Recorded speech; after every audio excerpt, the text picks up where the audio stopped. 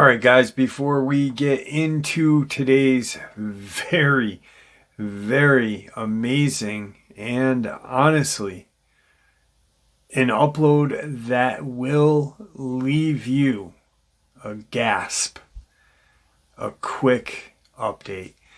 It's going to be about 50 degrees today, and I am going back to where Tom Mezek disappeared.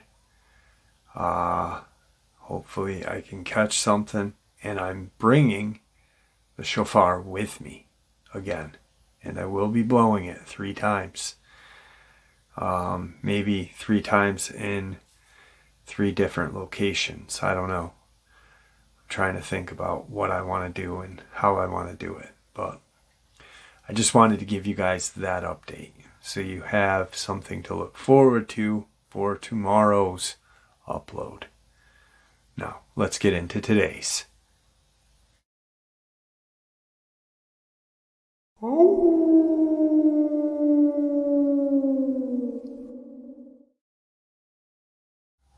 Greetings and salutations, everyone. I hope everyone is doing well today. Today I have a very, very strange experience that I'd like to share with you. One that actually left me kind of in a gasp, I guess you'd say. Before we get into it, though, a couple links. As you know, I rely on Patreon, PayPal, channel membership, and the merch to help the channel to continue to grow and go. Links to Patreon, PayPal, and channel membership are in the description below. The merch is displayed directly under the video.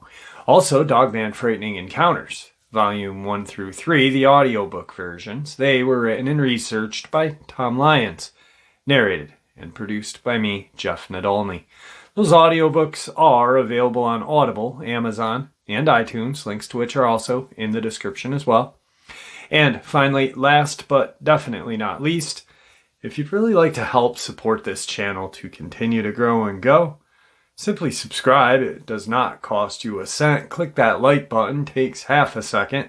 If you don't want to miss out on any of the informative uploads I put out daily, click that bell icon, and folks, please leave a comment.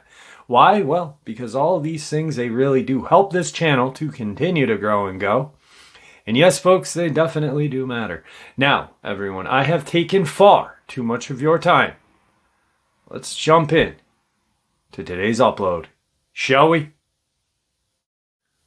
Alright, guys, so today's first part of the upload, it takes place in Idaho. Husband and wife. I did a group call.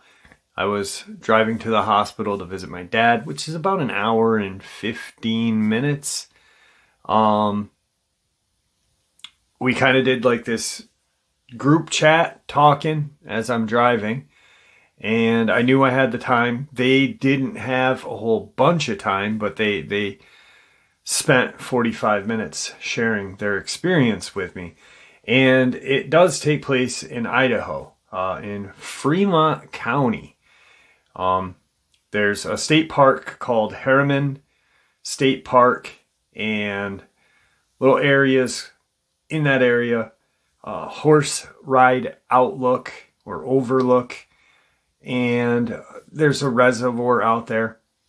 Back in 1992, husband and wife, they had kind of just met a few years before and got married. They really had a lot of same interests: horseback riding, nature, just being out in nature and enjoying each other's company. Now, in 92, they didn't have children yet. They were, trying to enjoy life before they had kids. They had planned to have kids. They had just bought in their first home.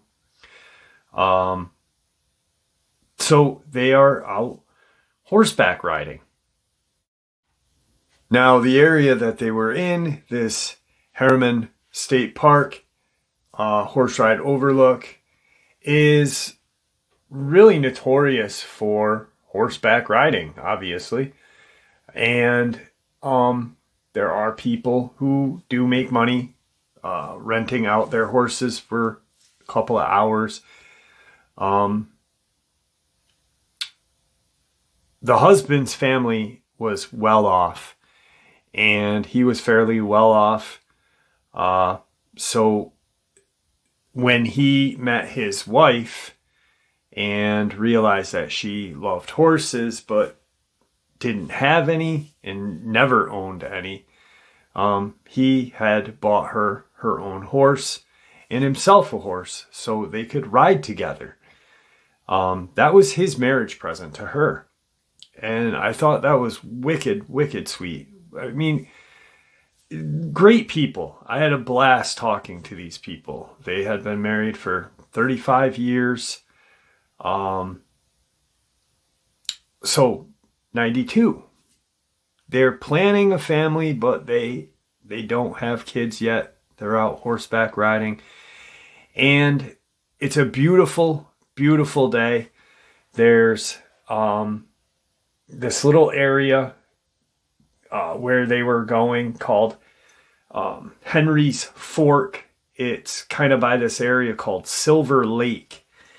And they had parked in an area called Mesa Falls and horseback rode out that way. Now, when they had gotten up to this horseback overlook, they kind of sat down, got off the horses, and they have these kind of couplers, I guess they're called. You put it on the front two legs of the horse. It doesn't trip them up, but it doesn't let them run too fast. It's a way of keeping them in the area. Now, they're just sitting, relaxing, talking, enjoying this beautiful, beautiful day. When all of a sudden, one of the horses kind of perks its head up and panics. The husband's kind of looking around. He's not armed. He's with his wife. They're horseback riding. Beautiful day. It's a summer's day. In an area where they've horseback rode before. So what would be the point of carrying a rifle, They kind of look at the area and they don't see anything. So they kind of get back and, sit back down, relax. The other horse now is kind of spooked. The husband then stands up and looks around, goes over to both horses, calms them down, and looks at his wife, says, "Hey, maybe they smell something in this area. Maybe, last night some coyotes came through, or, whatever. Let's go up a ways and, we'll sit somewhere else and relax." And, all right. So they get these coupling things off and they start heading up past this overlook area. Now, they don't ride for fairly too long. And they get to this area called Golden Lake. Now, there's a kind of outlet that releases water from the lake into another creek. The husband didn't really remember the creek's name. After looking at the area, I believe it was Thurman Creek or Thurman Creek. And so they had gotten to this area. It's an open area. There's dirt roads at the time. No major highways, just dirt road. And they're like, this is the perfect spot. Let's have our picnic here. Now, mind you, there are woods all around them. This is not a rural area. This is wooded area. And they get settled, situated. Now, everything's going smooth. The horses are calm. They've coupled the horses back up and they kind of have their little picnic, what they were going to have back probably 45 minutes prior to. And they get done with their picnic and they're like, all right, which way should we go? Do you want to go? How long more do you want to spend? Do we want to go up past this lake here, go around it, go, because there's a lot of woods in that area and you can go through the woods with your horses and stuff. No, let's just head back. She's getting tired and he's like, all right, that's kind of weird. They've only been out for, 3 or 4 hours. She could go ride all day. He would be the one that usually got tired. So they start to head back. Now, instead of taking the way they took, they kind of cut through this set of woods, this track of woods, and smooth, their day is going smooth. All of a sudden, as they're going, the horses start to really act a funny way. Not really bucking, but kind of looking around, making a lot of noise. And he can see that, her horse is acting really crazy compared to his horse. So he's like, hey, get down. Let's take a minute. We'll walk these guys out. Something's going on. I don't want you to fall and hurt yourself. Okay. So they get off the horse and they start to kind of walk through. And they see this kind of shadow through the trees. Immediately in the husband's mind, he's like, oh, shit.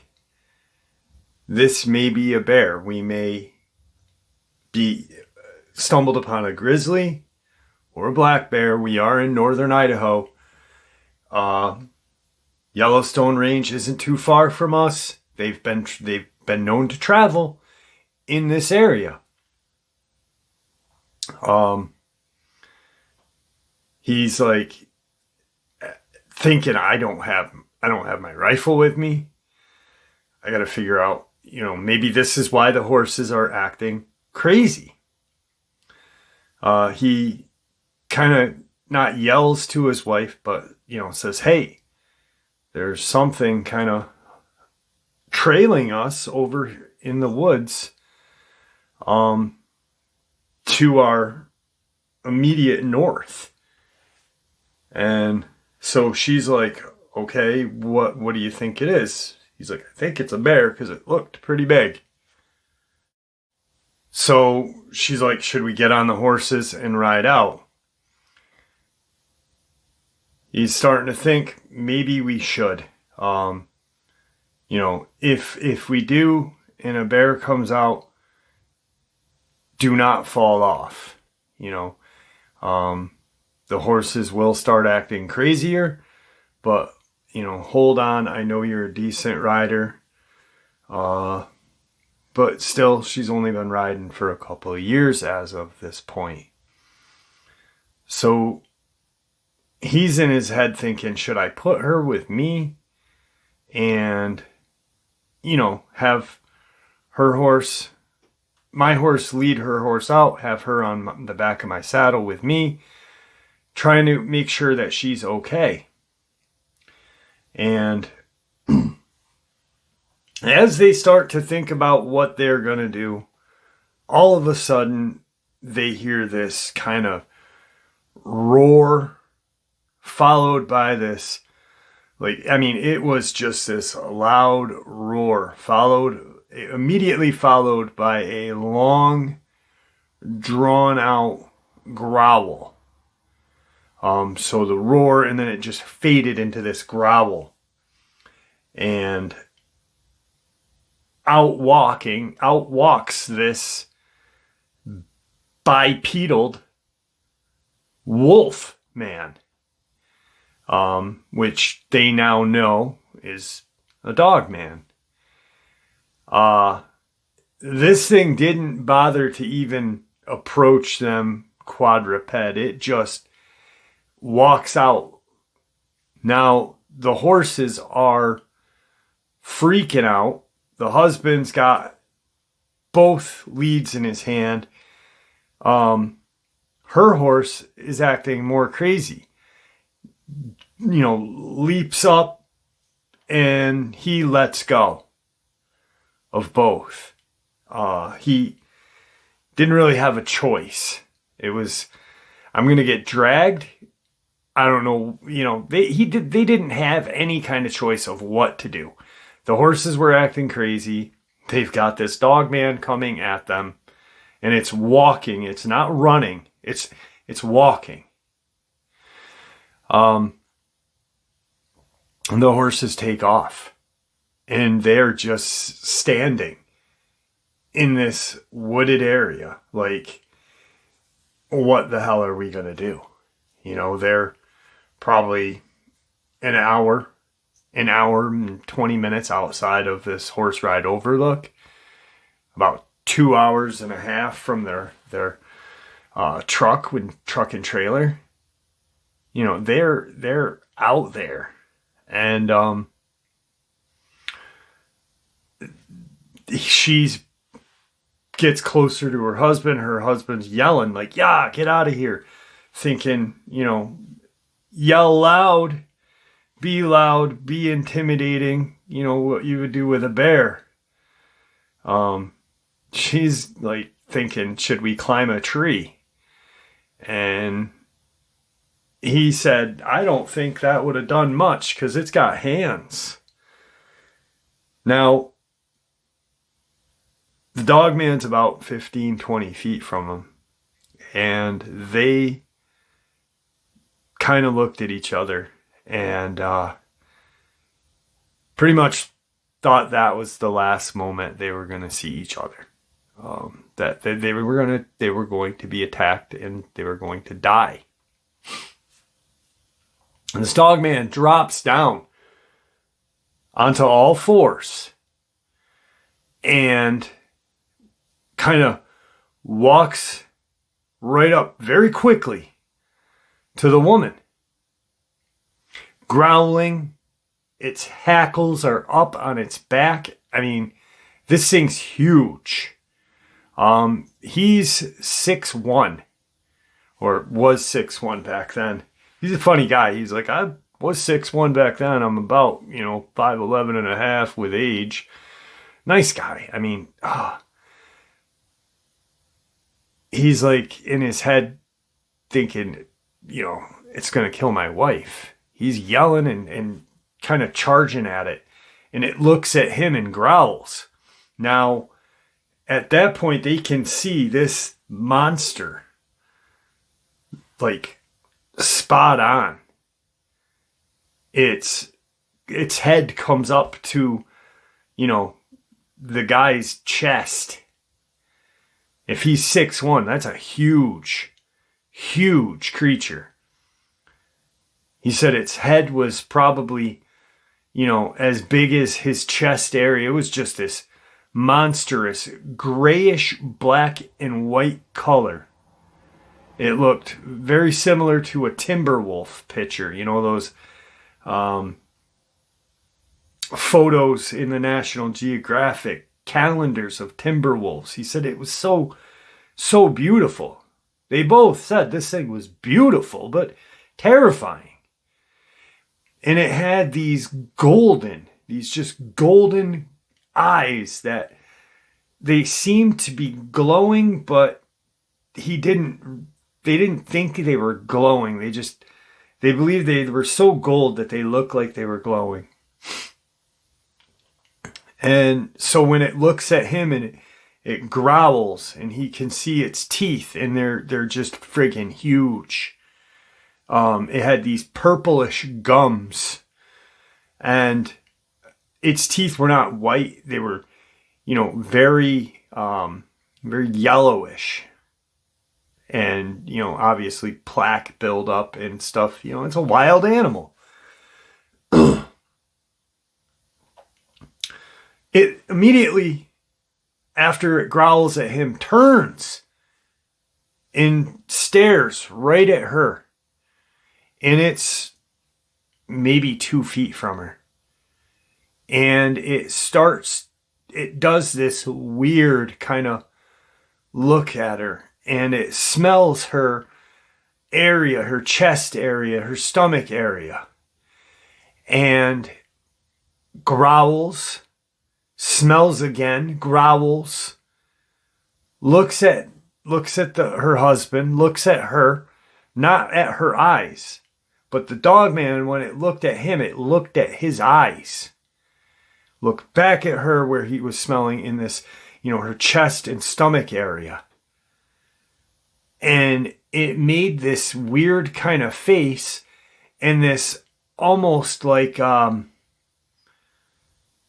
submissive kind of whine. And backed up, growled one more time at him, looked at her stomach and chest area again, and took off the opposite way. So it went back the way it was coming. It had just come from. They're like, we got to get out of here. Let's go. They start to jog. And they're trying to figure out what in God's name they had just seen. What was this thing? Why was it so focused on her? And they end up getting, jogging, running, walking for about 45 minutes, and they hear something off in the distance. And when he was holding the leads of the horses, he must have kind of tied them off. He doesn't remember tying them off. But there were their horses, and their leads were connected, and they were on one side of a tree. Each one was on, kind of like they had gotten wrapped around the tree by their leads. They looked at each other like, wow, miracle. They undid the lead, which, was easy. It was just a quick knot. They get on their horse and they leave. Of course, that night, they get home. When they get home, they, do their routine with their horses, cool them off and everything, and feed them and put them in the barn. And they go inside and they start to have, their dinner. They're really freaked out, talking like, what the hell was that thing? Like, and why was it focused on me? About a month goes by.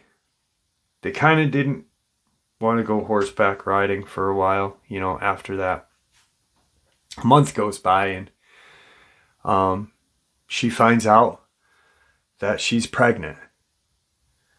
And she finds out that she's about 4 months pregnant at that point. So when they had their experience, she was about 2 to 3 months pregnant, 2.5, 3 months pregnant. Her kids, twins, fraternal twins, are 31 now, boy and a girl. And for the longest time, they didn't really think about why, but after years of kind of wondering what in the hell this thing was, what did it do this for, why, about 6, 7 years ago. They had been watching this TV show.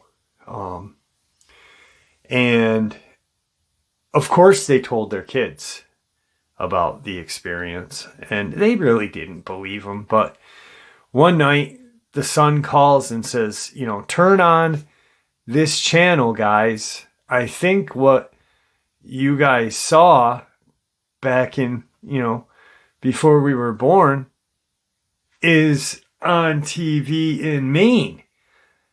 And they turn on the TV, and it's a TV show about the Palmyra Dogmen. And they watch the show a little, the show's probably half over. And that gives them a name to the creature they saw.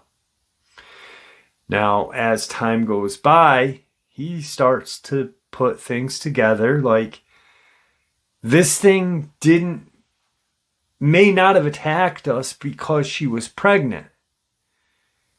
And it smelled her hormones. Her hormones were different. And when it finally, because it looked confused. And this is his theory on this. He said it looked confused. It smelled her. It was smelling like her stomach and chest area. It wasn't going close, and it wasn't, it wasn't like, in her area. But it was,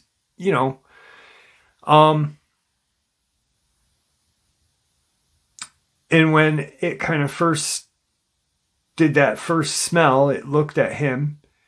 But then when it smelled her stomach and her chest area and the area one more time, is when it kind of made this weird face. It stopped baring its teeth at that point. The first kind of time was when he noticed the purple gums, the teeth. And then when it did it, the last smell is when it really kind of made this like real weird kind of facial expression. And he said it's kind of hard to explain because we're talking about a wolf dogman making facial expressions, but it made this odd facial expression and did that whine and stepped back and then took off. He, after talking to his wife about this and stuff, he thinks that maybe the confusion was the fraternal twins. That if it could smell that she was pregnant, the hormones and stuff, that maybe it made that strange face because it smelled two different sex. His son and his daughter. I'm not any kind of doctor, and I was like, yo, that's a really good theory. That's deep. That's some thinking. You really have thought about this, And obviously, 30-something years go by, you do think. They've shared the experience with a couple of their friends, and obviously their children. They only have the two. They never had any more kids after that. They have gone up to that area since and never seen that creature again. Never had any kind of sighting again. And, that is his theory, and she agrees with it. That maybe it didn't attack them because she was pregnant, and then it was trying to figure out why there was two different scents of two different sex. of, the boy and the girl. And it immediately, and I was like, that really right there is some powerful stuff. And yeah, so that's their experience out of Idaho. Which then led me to sharing the experience out of South Dakota with them. And the wife was like, my God, after I shared the South Dakota experience with them, which I will share in a second, the wife was like, my God, maybe these creatures do have some sort of soul. Maybe some of them do. For them to have compassion. And the South Dakota experience, because this encounter blew me away. But the South Dakota experience was this young girl, in her 20s, was in the Black Mountains hiking. And she had come across this coyote. It was a little larger than a coyote, but it looked like a coyote, and it was caught in a trap. It was caught in one of those paw traps. And she, diehard, animal lover, she's like, I can't leave this thing here. It's trapped. It's gonna die.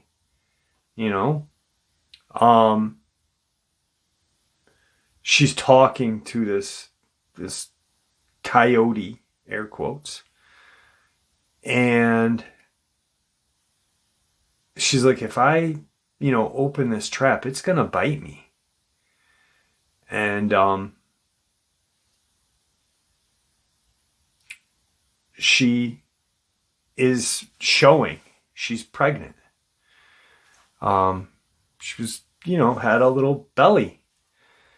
And she's talking, soothing, and it eventually kind of lets her open and release the trap on its paw, which was kind of weird looking. But she really didn't kind of dwell on that. She was more, that's the thing. She didn't dwell on it because she was more worried about getting bit and worried about getting its, air quotes, paw out of the trap. But it was a very strange looking paw, very similar to a raccoon paw. It then takes off running the opposite way. So some time goes by, and she's now had her kid. She's got her baby in that front-loaded backpack where you can put it in. And she's in the same area hiking. And it's an easy hike. It's not a hard hike. It's just a walk, And she gets to this section of the mountain where it's kind of a steep wall. There's no more area to go. You stop and you turn around. Or you hike up or climb up, which she couldn't do because she obviously had her child with her. Well, all of a sudden, as she's getting ready to turn around, she hears this really kind of evil sounding growl, this just terrifying sound. And she kind of looks up, and it's this just very strange looking canine-like creature coming down the hill, very violently coming at her. Now, seconds later, in her head, she's like, my child and I, oh my God, I got to protect my child. And she starts kind of backing out, and she gets ready to turn and run. And as she turns, there's 3 dogmen standing right there. Now, the 3 that were there, the only similarity they had to the one coming off of this kind of cliff area was that they had snouts, but the other one just really looked demonic. And these 3 kind of, move her aside and the larger one goes towards this demonic one. The second largest kind of nudges her to go with the smaller one. And the two dogmen go and confront this demonic creature. And the smaller of the dogmen lead her out. They get to an area where she's safe. They can hear the conflict, the fight. They can tell that it's very violent. She can tell that it's a very violent altercation. And she's looking at this dogman going, this thing looks very familiar. And she looks at its paw or its hand, and she sees a scar.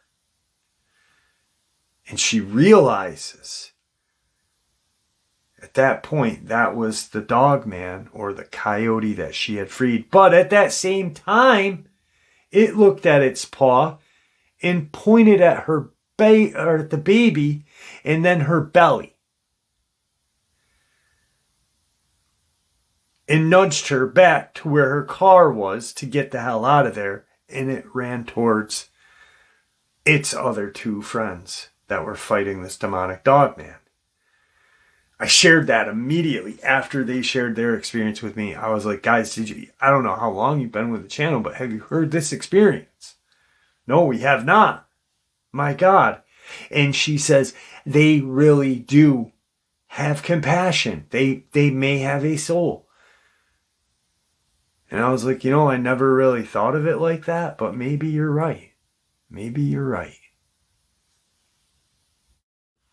But then I got to thinking about Jesse and Jesse's child that was killed by the dogman. And all these other, people, children that have been attacked by these creatures. So maybe it's only a select few. Maybe there are these demonic entities that come from a portal or are a creation from the fallen angels and man, or a creation of the fallen angels and animals. Who knows? But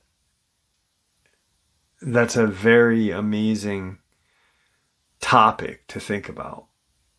And I tell you what, after having the conversation with those two, I thought about it for a while, and I was just like, that is absolutely insane.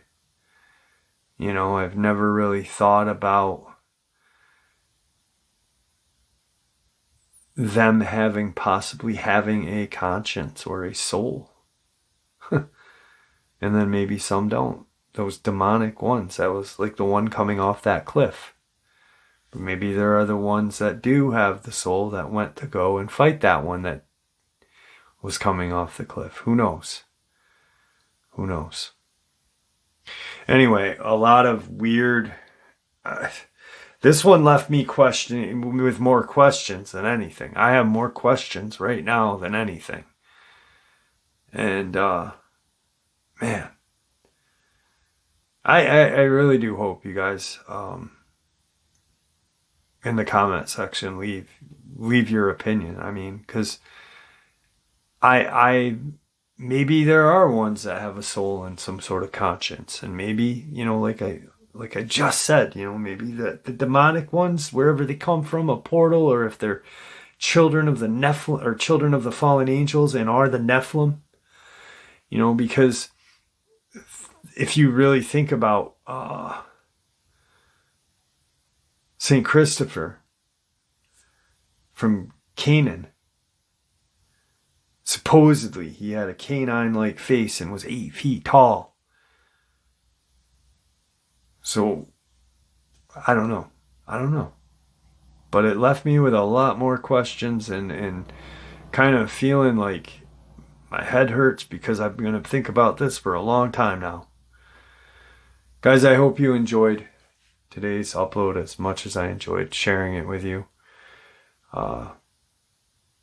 Your support is what makes this channel so special, what makes this channel continue to grow and go. The community you guys have created in the comment section is honestly second to none. The amount of respect that you guys have for each other and compassion is just amazing. Thank you.